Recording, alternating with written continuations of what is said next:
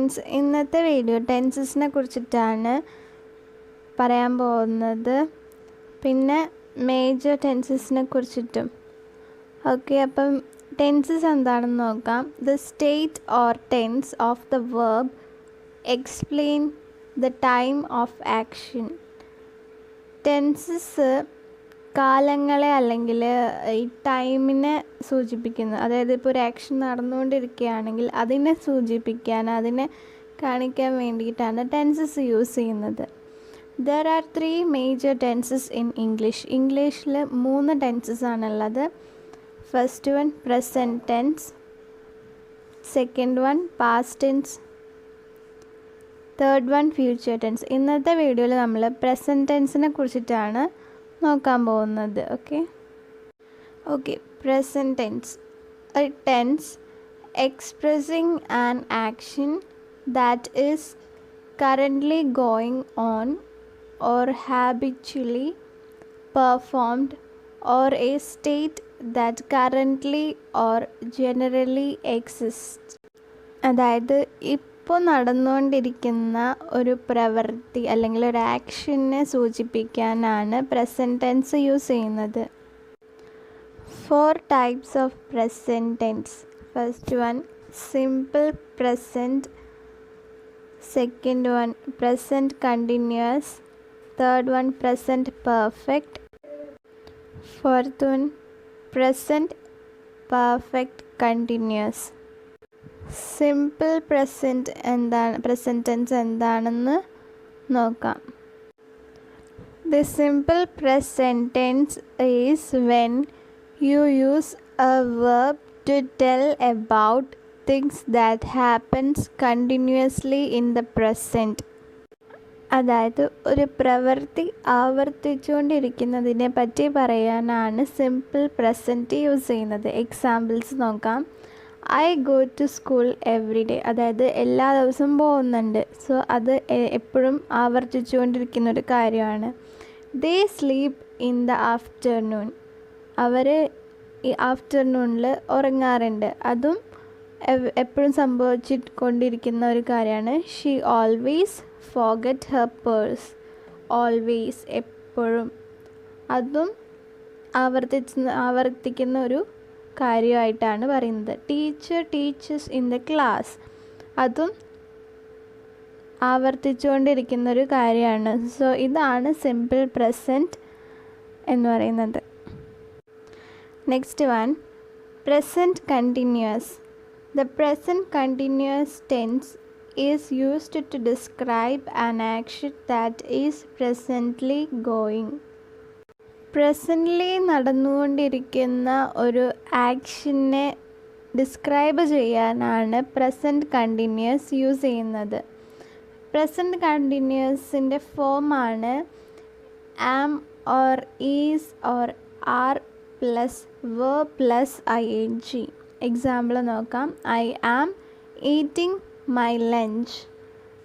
Eating ing എന്ന് വരുന്നത് നടന്നുകൊണ്ടിരിക്കുന്ന കാര്യങ്ങളെ കാണിക്കാനാണ് ഈറ്റിംഗ് ആയിട്ട് പറയുന്നത്. ഓക്കെ, ഇനി പ്രസൻറ്റ് കണ്ടിന്യൂസ് ടെൻസ് യൂസ് ചെയ്യുന്നത് എവിടെയൊക്കെയാണ്, എങ്ങനെയൊക്കെയാണെന്ന് നോക്കാം.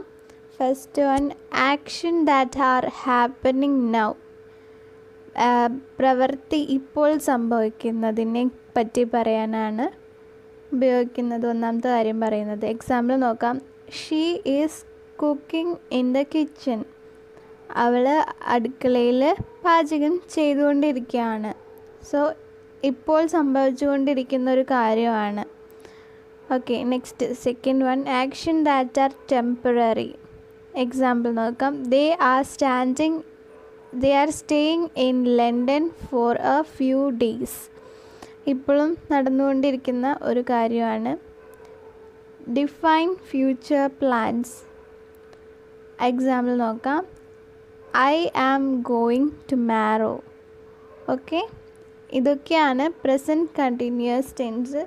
ഇതിനൊക്കെയാണ് പ്രസൻറ്റ് കണ്ടിന്യൂസ് ടെൻസ് യൂസ് ചെയ്യുന്നത്. ഓക്കെ, ഇനി നെക്സ്റ്റ് വൺ നോക്കാം. Third one, present perfect.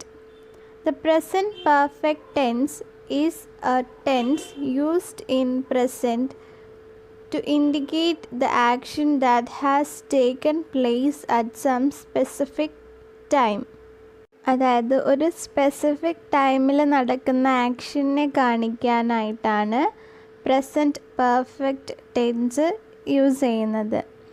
Present perfect tense sentence positive ആവുമ്പം അതിൻ്റെ ഫോം എന്ന് പറയുന്നത് subject plus have or has plus verb plus object. Example നോക്കാം. I have eaten an apple.